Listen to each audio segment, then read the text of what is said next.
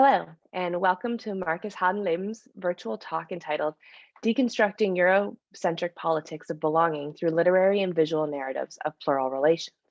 My name is Biz Nidam, and it's my pleasure to be moderating this morning's presentation. I'd like to thank the Migration Cluster for putting this event together, as well as for inviting me to moderate. First of all, I would like to acknowledge that we are virtually gathered today on the traditional, ancestral, and unceded territory of the Musqueam people. I'm finding that these kinds of online events and the lack of physical presence in our virtual meetings makes the importance of place even more palpable. So I'd like to express my sincere gratitude to the historic and contemporary caretakers of the land on which we work, learn, and teach. Now, before we begin today's virtual presentation, I'd like to make a note on the technical side of this Zoom meeting. First of all, this presentation is being recorded and will be posted online after its conclusion. However, we are not recording the Q&A session, and you are all encouraged to turn on your cameras at that point to join the conversation. We are using the chat function to collect Q&A during the presentation as well as after, but you are also welcome to raise your hand to ask questions personally during the Q&A period. Panelists and hosts can chat with each other privately, but please remember to send messages to all panelists, not attendees. That said, I ask that all conversation be respectful and mindful of how excessive chatting can be distracting for all participants. We will endeavor to get to as many questions as possible within the time available to us, though we apologize in advance if we are not able to address all inquiries. So let us begin. Markus Hallensleben is Associate Professor in the Department of Central Eastern and Northern European Studies. He is also an affiliated faculty member of the Institute for European Studies and a steering committee member of the Migration Research Excellence Cluster here at UBC.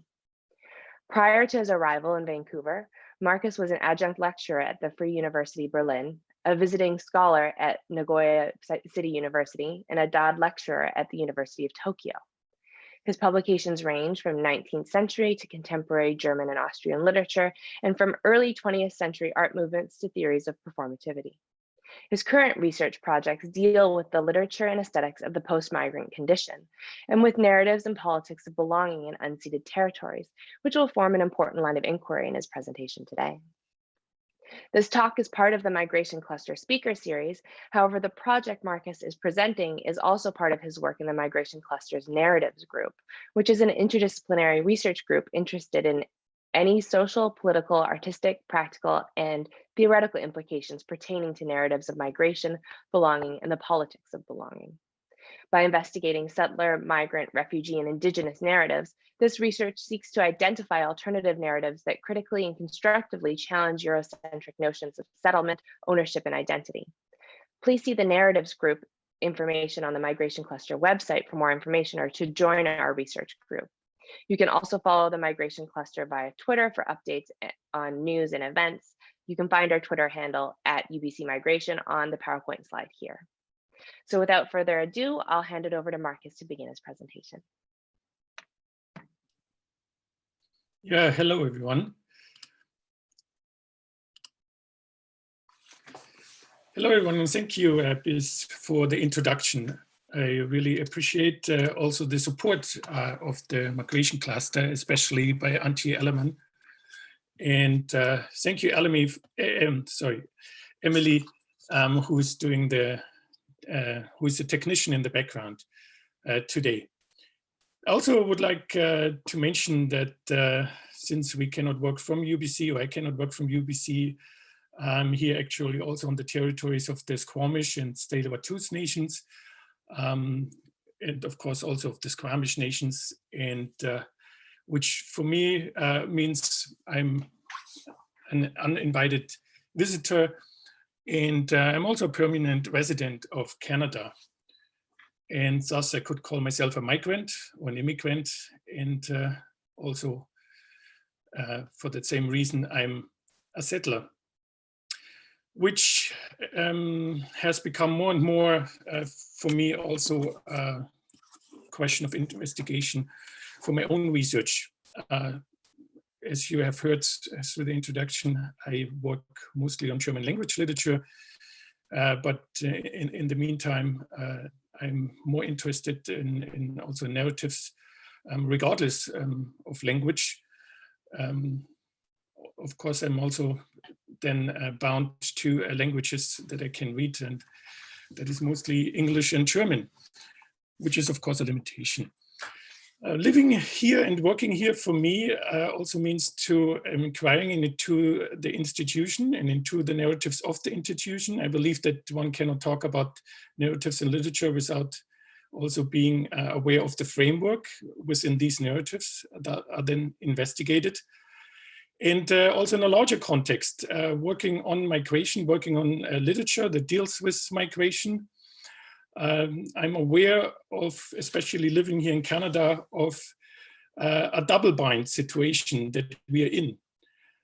Canada is an immigration country. Canada, therefore, has also the intention and is built into their value system and their economic system as well, of the notion of helping people, refugees, for example, but also of inviting people to work and live here, which of course means, on the other hand, and this is part of the double bind, a continuation of colonialism. And we have to be aware of this, in this case also, that continuing with this notion of an immigration country, which of course is also something that in Germany is seen as a way going forward in a positive sense, that within this neoliberal framework, that we also reiterating colonialism, and that also means the violent narratives of colonialism. So my talk today is more the question, posed as a question indeed, not as I have no answers, how to get out of this double bind narrative, and how to then, but my intention is to find a way forward, not a way backwards, to possibly finding narratives of belonging that again then are based in a national context, but rather finding narratives that also allows us to transform. In that, for that matter, for me, plural relations are more than just a neoliberal attitude.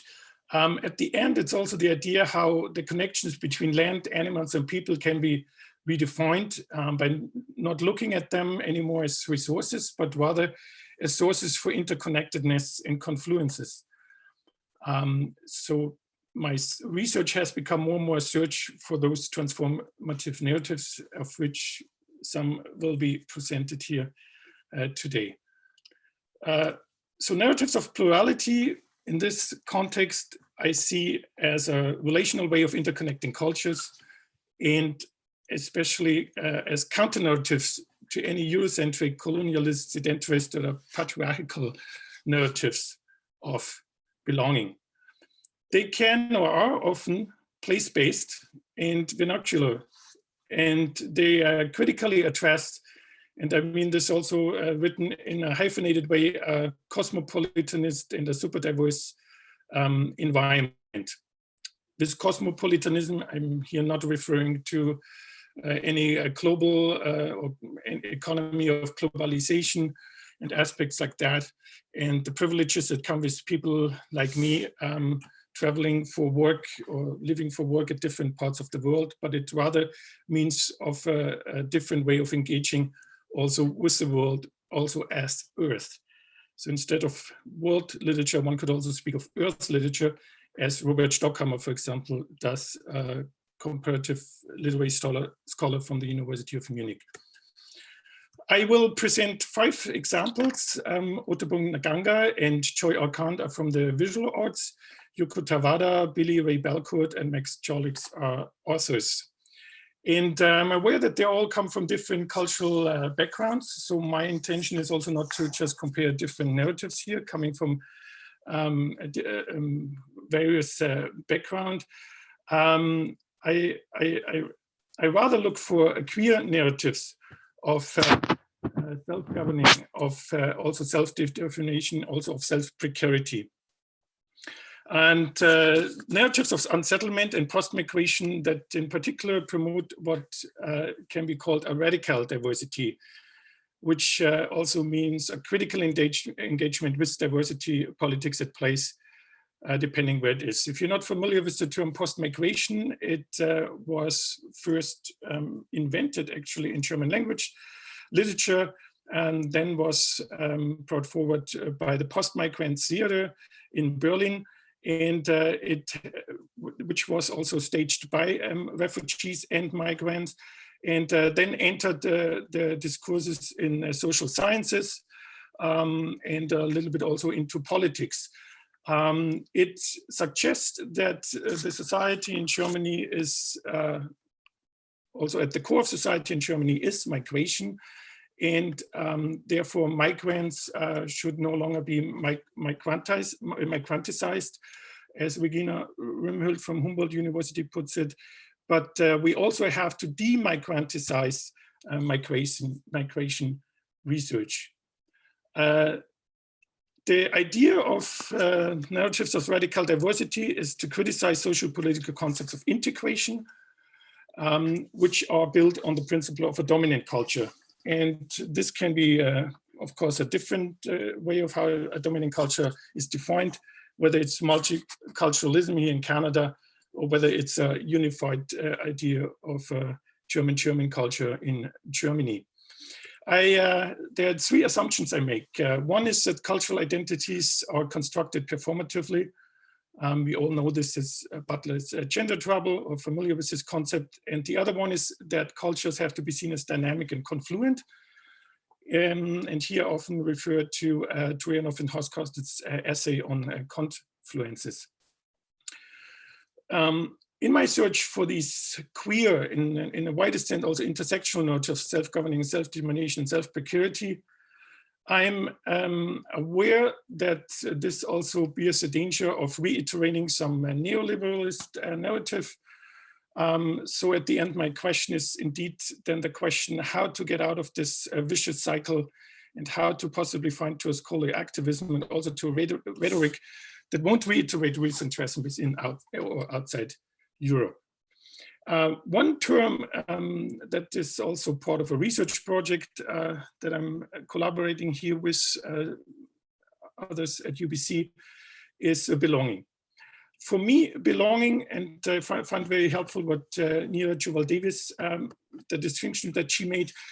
Belonging, as we all know, can be a feeling of home, can be the feeling of feeling safe. She distinguished between belonging and the politics of belonging. And she makes one aware that belonging tends to be naturalized. And especially in a political context, it can then be also often, or is often constructed along certain value systems, where then it becomes automatically a politics of belonging, which for me raised the question whether the term itself is already entangled in these Eurocentric politics of belonging.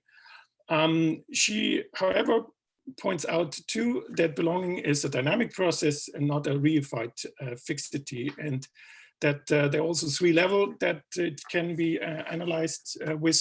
One is the social locations, of course, that could be also gender identity and things like that. The other one could be then the people's identifications, emotional attachments to various collectives. That's the intertanglement of different identities. And the third then would be the ethical and political value system, which we often or mostly know under the term of society, which is, and this is what she also refers to, as she refers to John Crowley, which is or can be looked at as a politics of belonging that does the dirty work of boundary maintenance. Which brings us to the big question of identity, of the identity discourse, and also of the politics of belonging within the Eurocentric or within a Eurocentric identity discourse. Juvenile Davis herself tries to dissolve this with an intersectional feminist approach, which includes an ethics of caring, and where she then also tries to define belonging as a participatory and performative category. Of course, this discourse comes out of the European context. And Nicholas de Genova has posed, therefore, the European question, which is, how can we examine anew the problem of European identity and the contradictory and competing production of a European space as racial formations and racial projects? And for him, this is also the main question for moving forward in contemporary Europe. He sees the mass migration movements as a consequence of the colonialization in the centuries before. And he also makes clear that migration is also based on a system of, on the colonial system of inequality, which creates mobility on the one hand, but on the other hand, also an immobilization, as he calls it, as part of the history of the labor and European colony during the preceding eras. And when we think about the resourcing of material, then this is still something that is with us. So at the end, the question of identity comes down also to the question of the privilege of whiteness. That is usually then also part of the European question, and therefore the question of race, and also the whole identity discourse that always has to produce a non-European in order to define what is European. So if migration is a result of colonialism, then the definition of a European identity is still with us, even if we go outside the European context. We can, as Dennis Contant-Martin did in Choices of Identity, look at identities simply as narratives, as stories that people tell themselves and others about who they are and who they are not. But as you can see, it's a binary model. And so from different contexts, it has been pointed out that identity, therefore, is a slippery concept, a problematic concept.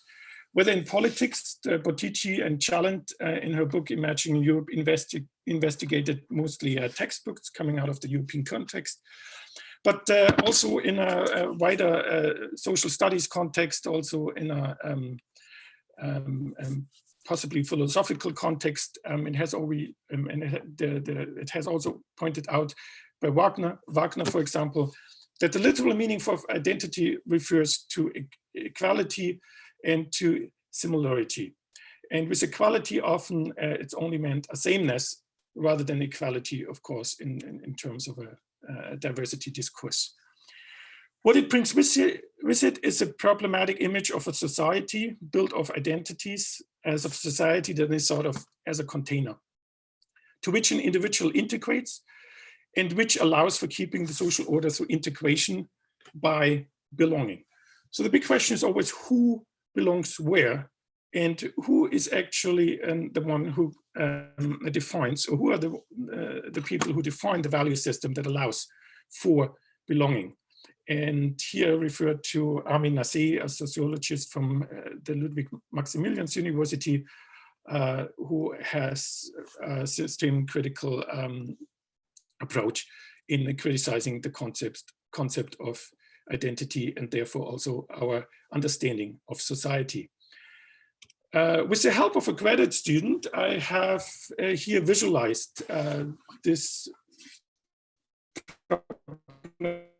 part of illustrating our desires of belonging, illustrating also the narrative of integration, of possibly immigration and integration politics and policies that might be at place. As we know, this concept originates in nationalism, in colonialism, and also in anything that can be called a dominant or guiding culture, which in German would be the debate about Leitkultur. Here in Canada, we are aware that this model has changed and has become a model of multiculturalism, with the borders of these dirty identity politics becoming a bit more permeable. But at the end, it seems to be that still the same rhetoric, still the same narratives of this Eurocentric types of politics of belonging is at place. So we can call it post-colonialism, we can call it an immigration society, we can call it a settler society. At the end, the problem is how do we get out of this narratives in which think in boxes, and we can of course then take the border away, as has also been suggested even at a political level. How it's practically possible, that's a completely different question, even or especially during COVID times. So we can also look at this model, and this is for me then is also of course the idea, and I'm not very good with these PowerPoint animations, but to look at it as a dynamic model, as a three-dimensional or four-dimensional model even, where then rather than looking at society as one particular box, and you know what, these other little boxes could, of course, if you want, it depends what you now see in these, whether you see individuals in there with their own identities, whether you see groups of or identity groups in there. This is up to interpretation. But again, the problem is for me with all of these models, even if you make them dynamic, even if you suggest that these boxes don't represent really people, but rather spaces in society that would allow us also some neutral, or they create a neutral zone, which allow us to also then get entangled in different, in new ways, where we can live our identities in the plural, no matter how we define ourselves. It's still, for me, the big problem that it seems to be stuck, even if you go forward to something that can be then called here in Canada post-settlement society, in this rhetoric model of building or constructing identity.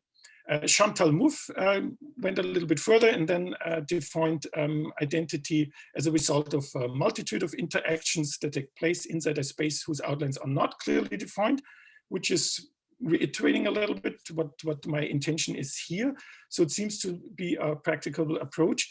Also, we know of Spickert's approach to talk of multiple identities instead of ethnically homogeneous places and nations that are always constructed.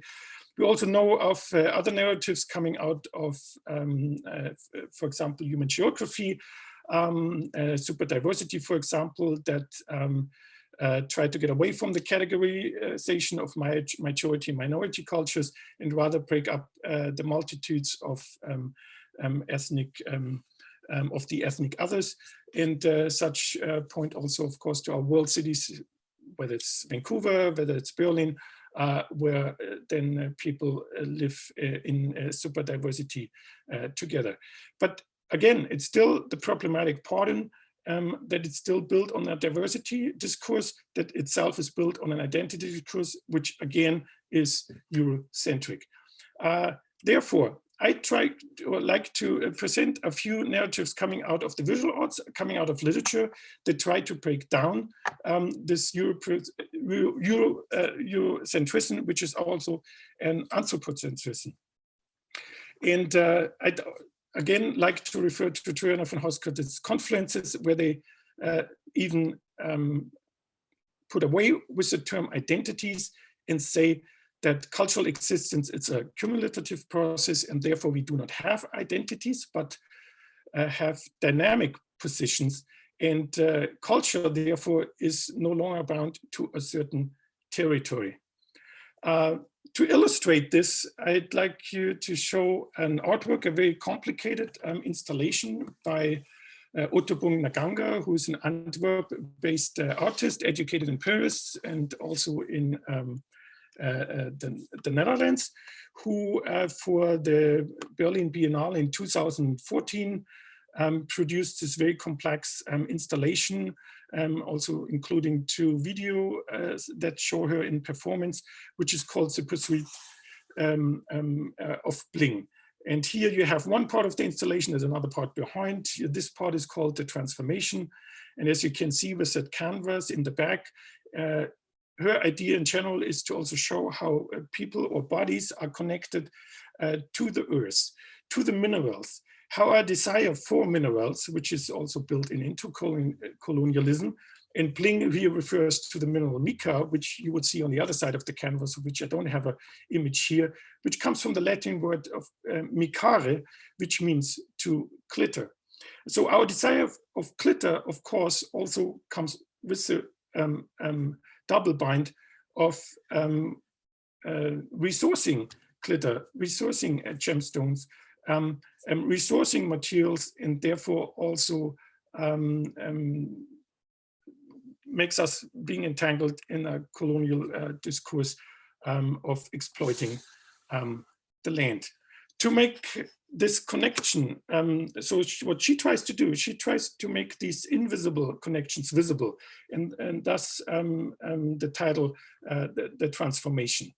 What you see in the foreground is a green sculpture that is actually a hat that she was wearing for a performance in Berlin. It's made of malachite, or it is, it's at least it's resembling the material malachite, which then she puts in connection to the churches in Berlin. And I'm gonna show you a short video in which she also puts on display as part of this installation to make us aware that even the churches in Berlin are actually connected through malachite to territory, in this case, Namibia, one of the former German colonies.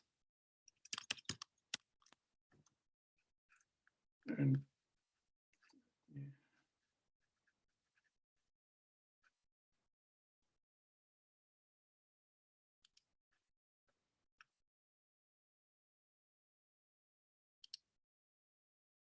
I hope it's visible.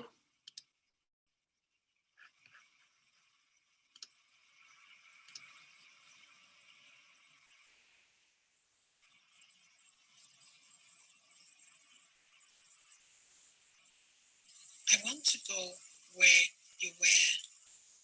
I want to see how you were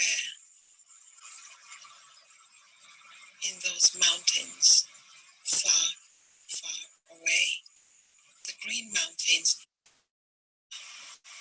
land of incredible specimens, land of still incredible specimens, land of forgotten incredible specimens, land of erased specimens, the finest of them all, they said.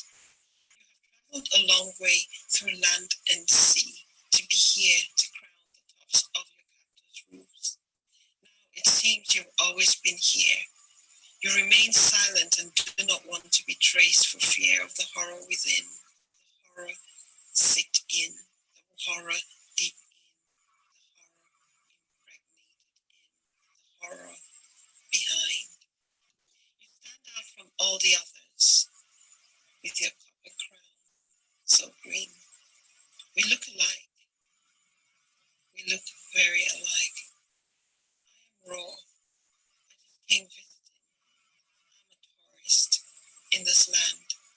But I knew that you'd be here, but I wasn't sure about who you were or what I would find. Surprisingly, you look like me, just a little bit smoother. I am raw, a distant cousin. But we are from the same core. Who would have guessed the process you've been through, uprooted, melted, polished, reshaped, and integrated to crown the finest in town? What a lucky position you are to crown the finest in town. You seem to crown churches. Churches seems to be the best place to be. Quietly, you crown as a pinnacle in different spots of the city. I am raw, a simple, raw pinnacle. Visiting, passing through, looking at you and guessing that we might be related. Guessing that you might remember Sumer.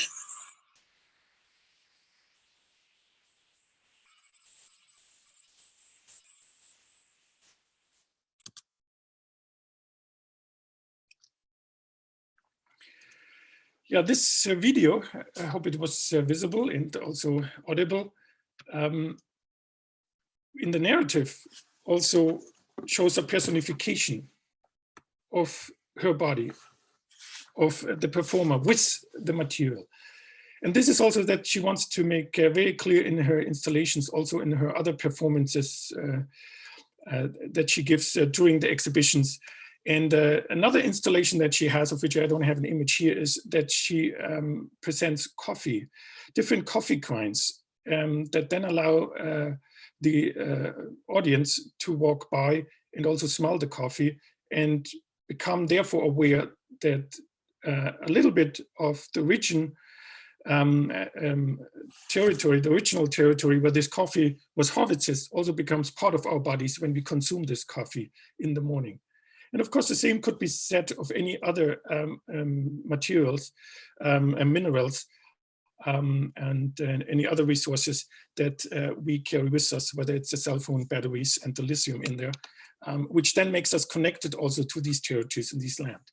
Which means we are no longer just connected to the place of birth. Of course, through colonialism, these interconnections go much deeper, and they're with us all the time. And at the end, I think her idea is to raise the awareness of these otherwise or often invisible connection, and thus also initiate a transformation. I have three more examples coming from literature and one more from the visual arts,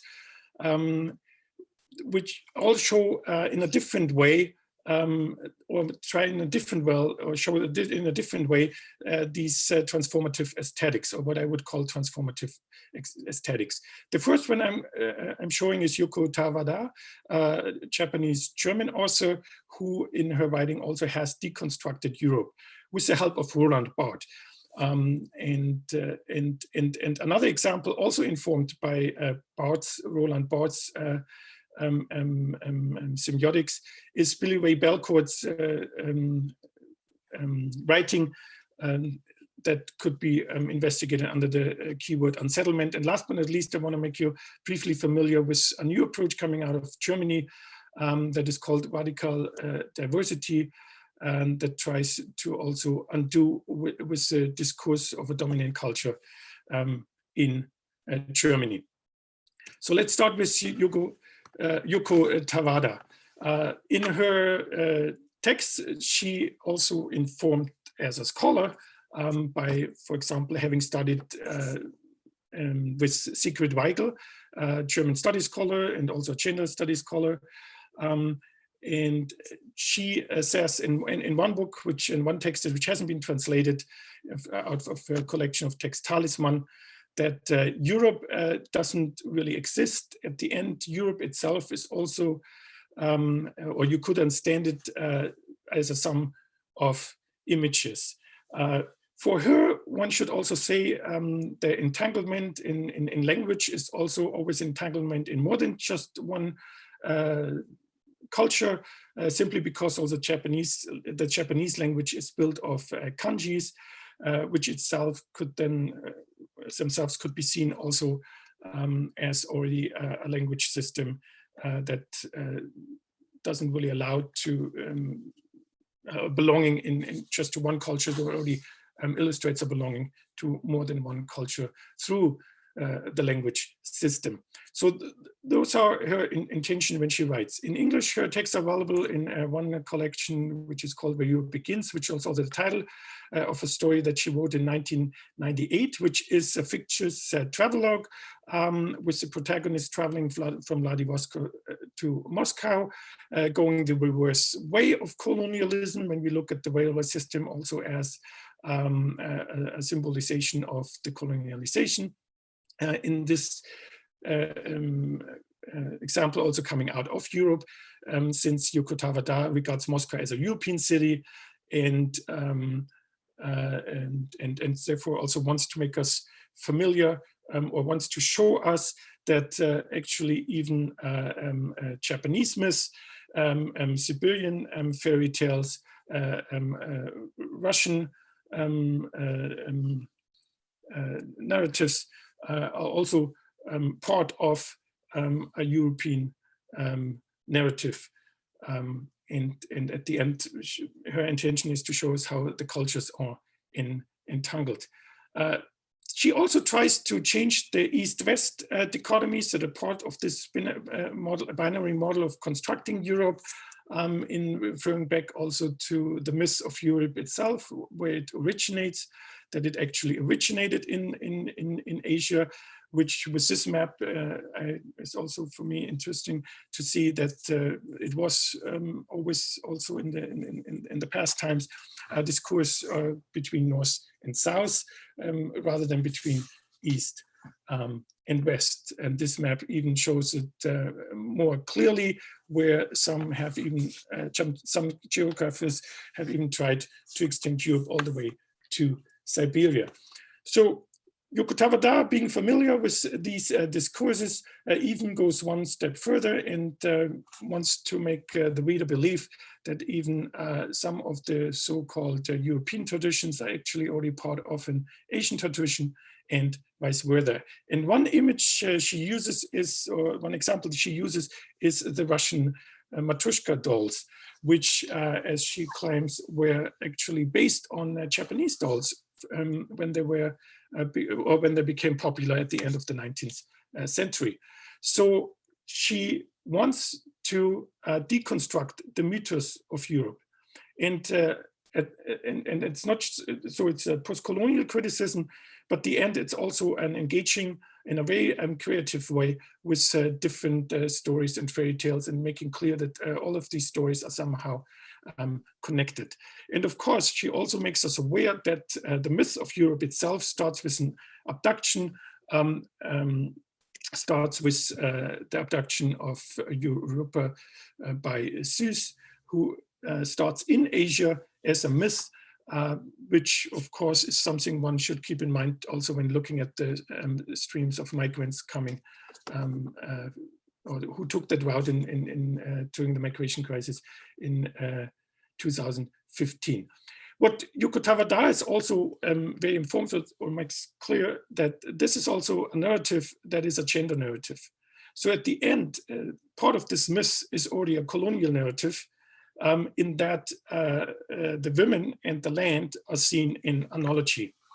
She herself was made familiar with this concept through Sigrid Weigel's research and through maps like this one from the 16th century that also show Europe as a queen, or the landmass as a queen, as a woman, which you also found even in this is the oldest world map that plays with this analogy.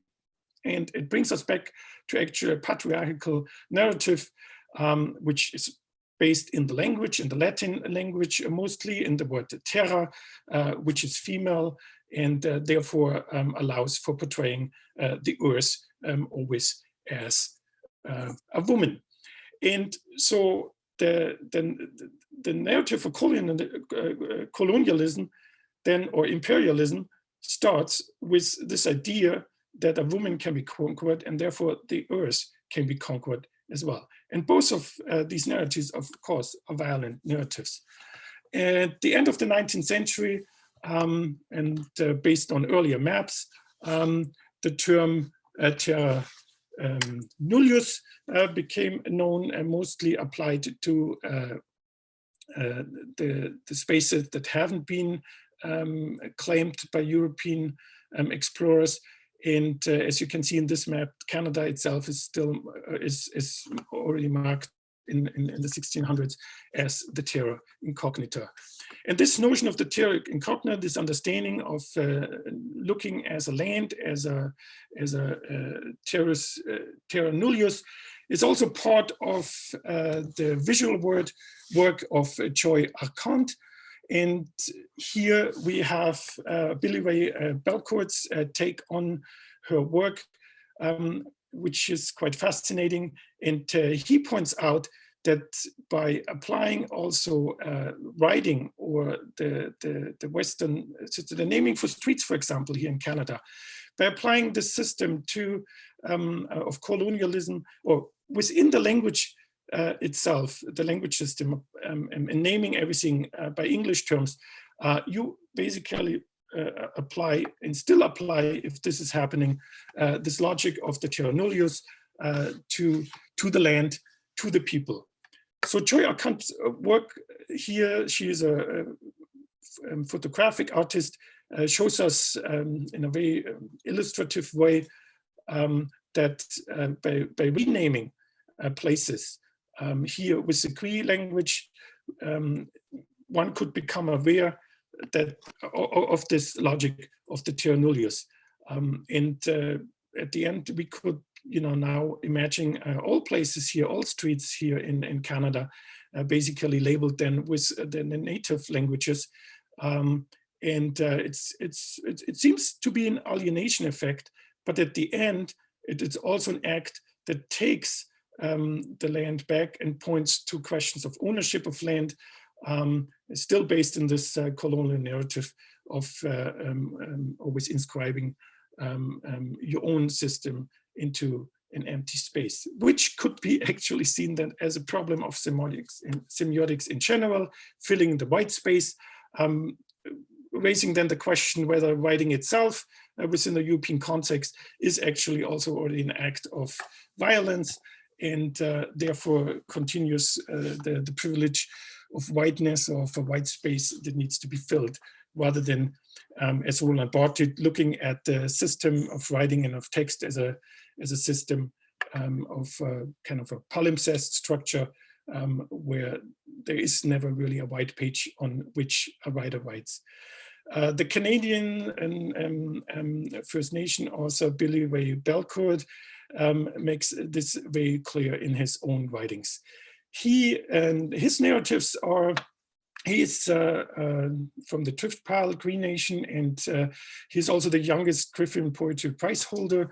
And in his latest book, A History of My Brief Body, he gives us a number of essays where he also grieves the colonial violence, where he makes his own body, or writing about his own body, also the place of the colonial violence, where he also makes very clear that the loss of, in his case, the Cree language, then also means that someone is constantly, as a writer, also entangled in this rhetoric, what he calls the rhetorical trickery of the colonizers everywhere.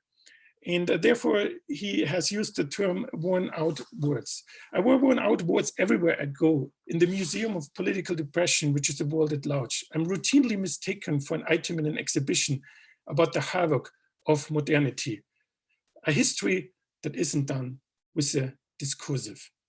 So the big question for him is how to basically write outside these discursive Eurocentric, also anthropocentric spaces. And his writing is very theoretical informed.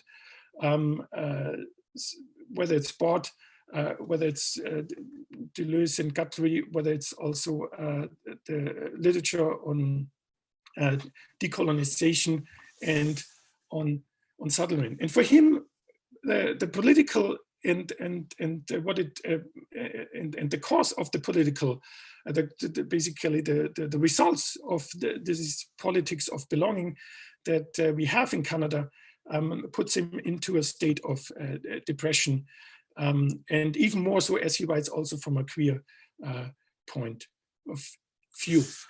He also, similar to Roland Barthes, a lover's discourse, where Barthes gave us a dictionary of terms used in a lover's discourse. He also comes up with his own dictionary as part of the book. Here's just a short excerpt of only 3 terms of many.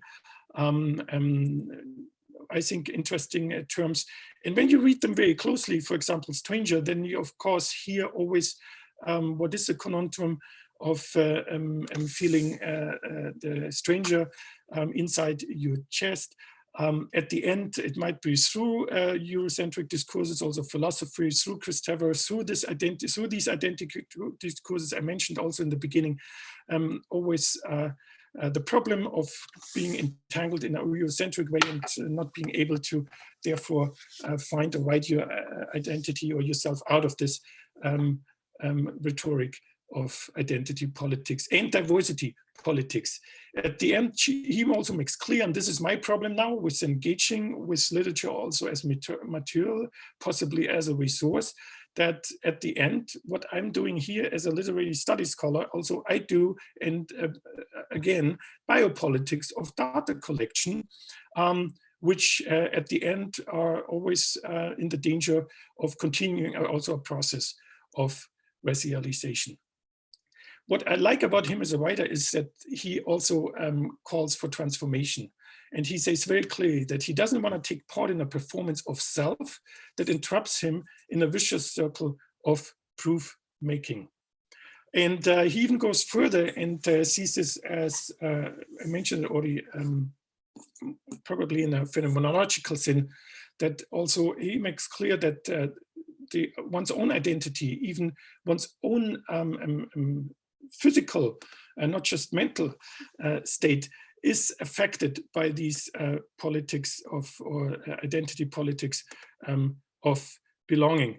And at the end, the English language then is or becomes a language of violence, which in the best case can be just used as a weapon against the intruders themselves.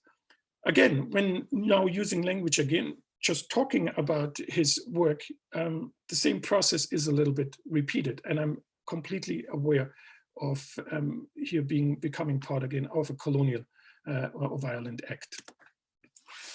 Last but not least, as a possible idea how to get out of these colonial acts and how to arrive at an activism that breaks and disrupts our own way of dealing with material coming from a Eurocentric context.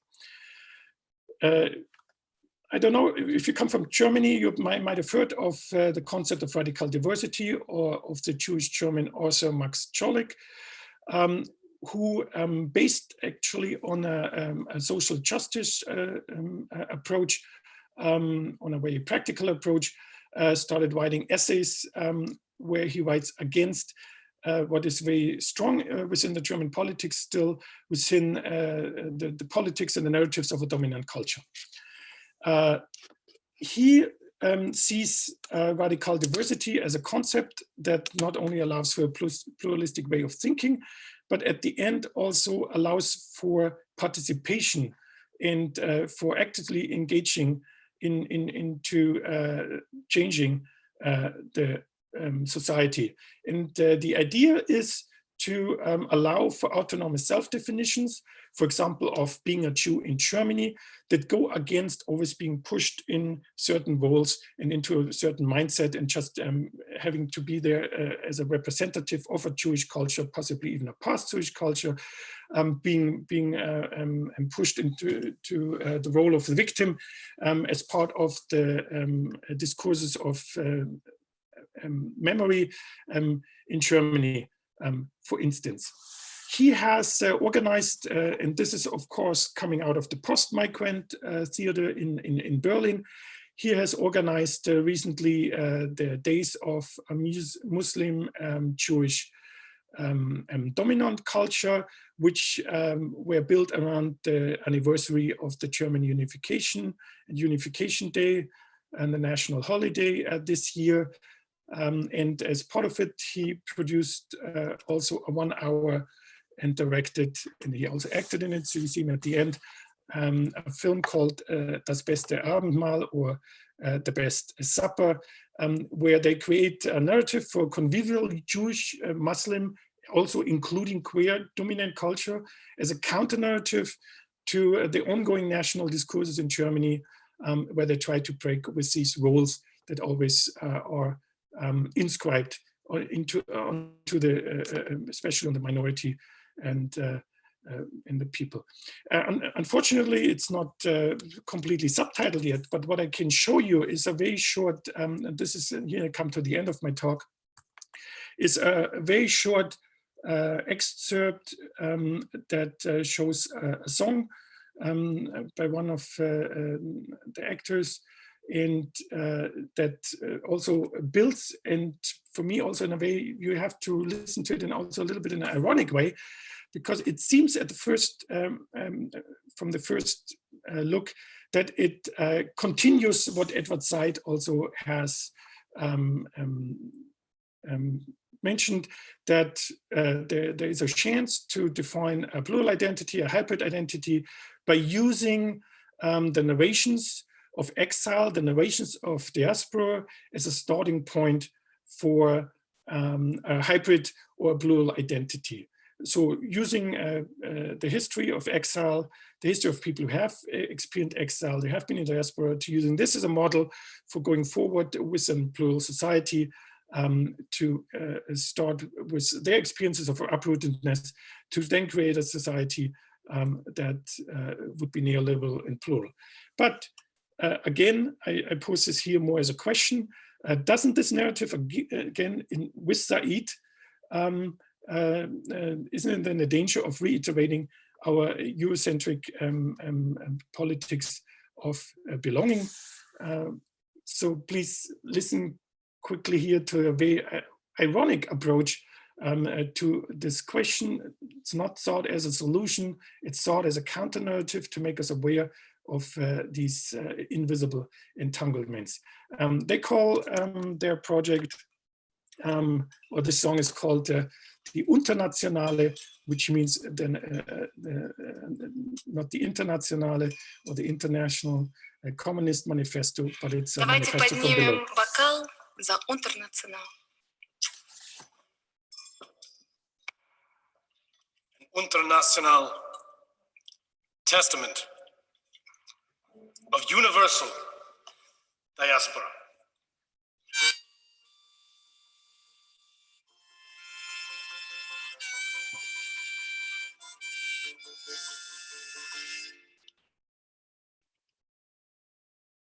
Oh, you drunken chicks of sweethearts, with your bloodshot eyes of blue, you border-crossing Fegelach who've been quarantined for flu, you lost exilic aliens, you migrant mongrel stew, you needn't feel verloren, you don't have to be blue, just climb aboard this ark of ours and join the soggy crew. It's a diasporic politics, it's a reconstructed you, with permeable borders in between the old and new. It's a way to hide away what they would take away from you. Forget your God and country and your revolution too. It's possible for you to leave the many for the few. It don't matter if your daddy is from Poland or Peru. Your blood might come from Turkey or Detroit or Timbuktu. Your language could be Farsi, Sanskrit, German, or Zulu. Though it wouldn't hurt to learn a word of Yiddish, Efshar too. Come on, we've got some wandering to do. So bring out your Jew, bring out your Jew. You may have a Jew inside of you. A Jew, a secret little Jew. A secret Jew is buried inside you. Well, my definitions here could use some explanation, true. You have to ask yourself just what I mean when I say Jew. Well, the Jewishness concerning us should not be misconstrued. Blood and land are things with which it doesn't have to do. Religion is a matter most irrelevant here, too. I talk about a kind of other hiding inside you, but I mean it as a question, not an answer to your blues. The question is an answer, and the question is a Jew. So let us try to look at this anew. To find a category underneath the ones we knew, a mercurial identity for people who are strewn in countries far and wide, who haven't got a home in view, who schlep around like shackles all the roots from which they grew. Well, others have endured this kind of endless gullus too, and here I offer it all up to you. It's a kind of kosher food for thought that Goyim now can chew. But that's what they did with Jesus when they wrote the Bible new. They rebranded monotheism for wider public view. So learn to take the rootless cosmopolitan worldview. In the hidden interstices we all normally eschew. To schlep your gullus proudly, you must learn how to make do. And learn is what the wise man tells us to. Learn to be a Jew. Learn. Yeah. So I have to, there's a second part, but it would be a little bit long. You can follow the YouTube link. I'm happy to share that if you want to listen to that too. This is an interesting approach to get away from the narratives of integration, maybe even narratives of inclusion, to create a narrative of a radical diversity, an unsettling diversity. Originally, I wanted to end my talk with, and I've gone a little bit fast now, because otherwise I think I'm going a little bit too much over time, with Chantal Mouffe. And with her idea that also any identity construction is always hierarchical and political. And as you have heard in the song, it's always this question of the other in oneself. The other in you, the secret little other, Jew in you, whoever the other is, which of course already shows us that we cannot construct our identity from this Eurocentric point of view without creating a binary politics behind it. So she suggests that there is a way out by living and building a pluralist democracy and by transforming these antagonisms into agonisms of difference. Well, this sounds plausible and might be hard to achieve at the political level here and there, but still might be possible as a concept. I think the problem for me is now that it bears the danger of continuing again this Eurocentric politics of neoliberalism. And so at the end, again, the big question is how to get out of this, then, for example, of this double bind that it creates also here in Canada by applying these neoliberalist discourses. At the end, we still continuing a Eurocentrism, even an anthropocentrism, which does not allow us to really account for some subjectivities which could be out there too, for other ways of thinking identities or thinking belonging or thinking how people, land, and animals are possibly interconnected. Billy-Ray Belcourt is not just a writer, but also a scholar, and he has become a new colleague at UBC in the creative writing program here.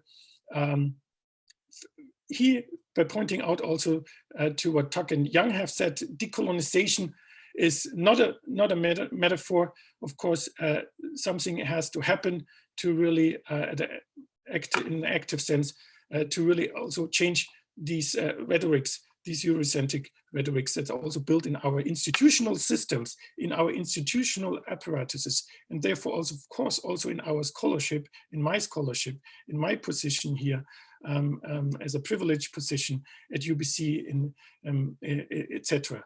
So at the end, the question I have, or with my research now, is, so how can I also as a scholar disrupt these power apparatuses? How can I find narratives that are open for transformation? But how can I also present them without reiterating these power relations that are at place? Thank you very much.